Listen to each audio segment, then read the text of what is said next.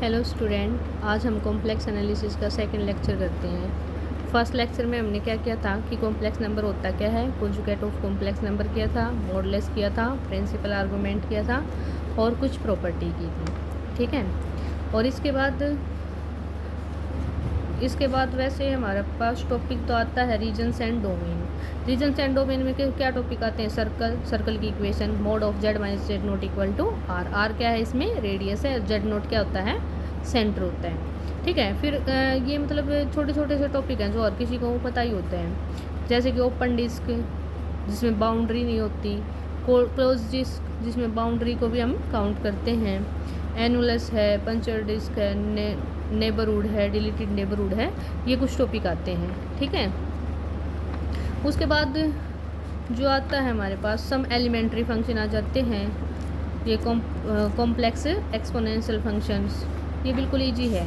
इसके बाद जो हमारे पास टॉपिक आता है वो है एनालिटिक फंक्शन, जिसमें हम किसकी बात करते हैं? Limit, continuity, continuous, CR equation.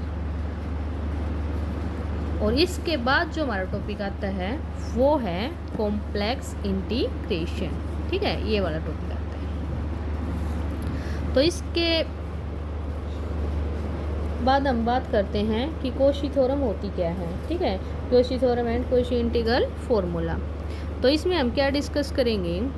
इसमें हम डिस्कस करेंगे कि कॉची थ्योरम है, जिसका जो फर्स्ट रिजल्ट बोल दो या कॉची थ्योरम बोल दो, इसकी स्टेटमेंट क्या कहती है कि suppose F is a function which is analytic in a simple close domain D. कोई भी फंक्शन एफ है जो क्या है? एनालिटिक है और सिंपल है। ठीक है, किसी भी कनेक्टेड डोमेन डी में, then every simple close contour C is in D. क्या आएगा कि हमारा जो इंटीग्रेशन है सी, ये क्या सी क्या है हमारे पास? Contour, close contour. और एफ कोई फंक्शन है एफ जेड डी जेड, क्या आ जाएगा? 0। इस रिजल्ट से हमारे पास क्या आ जाएगा? अगर हमारे पास ऐसा कोई क्वेश्चन दिखता है हमें कि जो इन सिचुएशन को मतलब इन चीज़ों को क्या करता है, सेटिस्फाई करता है, तो हमारे पास क्या आएगा? ये ऐसे आंसर आ जाएगा। वो क्या आ जाएगा हमारे पास कि 0 के इक्वल आ जाएगा। जैसे इससे रिलेटेड क्वेश्चन मिलेंगे हमें, ये रहा, ये फर्स्ट क्वेश्चन है। फर्स्ट क्वेश्चन में क्या दे रखा है हमें? जेड क्यूब माइनस 1 प्लस 3 आएगा और मोड जेड इक्वल टू 1। तो क्या आएगा इसमें?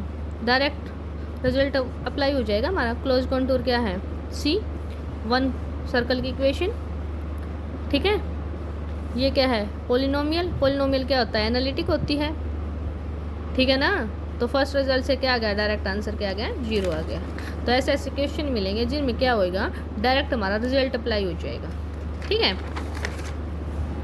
सेकंड है जो हमारा रिजल्ट, वो क्या कहता है कि अगर 1/z माइनस जेड नोट की पावर n हो, और कंडीशन क्या है कि if C is close contour, ये क्या है? क्लोज कॉन्टूर है, and z no the external point. External का पॉइंट का मतलब क्या है कि पॉइंट बाहर हो। जैसे सर्कल की इक्वेशन ये है हमारे पास, ये 1 है, तो पॉइंट यहाँ पे हो, 2 पे हो, तो बाहर हो, तो क्या आ जाएगा? डायरेक्ट 0 आ जाएगा उसका आंसर।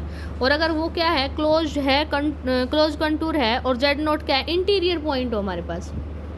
जेड नोट पॉइंट कहाँ मिले हमें? इंटीरियर में, उसके अंदर मिले, तो उसके क्या हो जाएंगे? अगर इसकी पावर n 1 है तो उसका आंसर आएगा 2 पाई आएटा। अगर हमारे पास n नॉट इक्वल टू 1 है तो क्या आ जाएगा? 0। ठीक है, कुछ भी नहीं है। एक बार ध्यान से देखो इसको, कॉम्प्लेक्स इंटीग्रेशन वाले इसको, कॉची थ्योरम को। कॉची थ्योरम क्या कहती है? अगर हमारे पास f कोई फंक्शन है और क्या है वो एनालिटिक है in simple connected domain d में, तो वो क्या आ जाएगा? क्लोज कॉन्टूर वाला डायरेक्ट 0 आ जाएगा उसका आंसर। अगर कोई ऐसा फंक्शन है जैसे 1/की उसमें दिखे, तो उसमें क्या आ जाएगा? अगर पॉइंट एक्सटीरियर है, एक्सटर्नल पॉइंट आए बाहर, कुछ से सर्कल से बाहर पॉइंट आ रहा है तो डायरेक्ट 0। अगर अंदर आ रहा है, इसकी पावर n है, तो 2 पाई आएटा। और अगर वो नहीं इक्वल टू 1, उसकी पावर 1 से कुछ ज़्यादा है, तो 0। नेक्स्ट हमारे पास कॉची इंटीग्रल फॉर्मूला। इसमें क्या है? सपोज f क्या एनालिटिक फंक्शन है in a simple connected domain d में, and c is any simple close contour lying इंटरलिवल डोमेन डी। तो क्या आ जाएगा इसमें? देखो, ये है जो हमारे पास z माइनस जेड नोट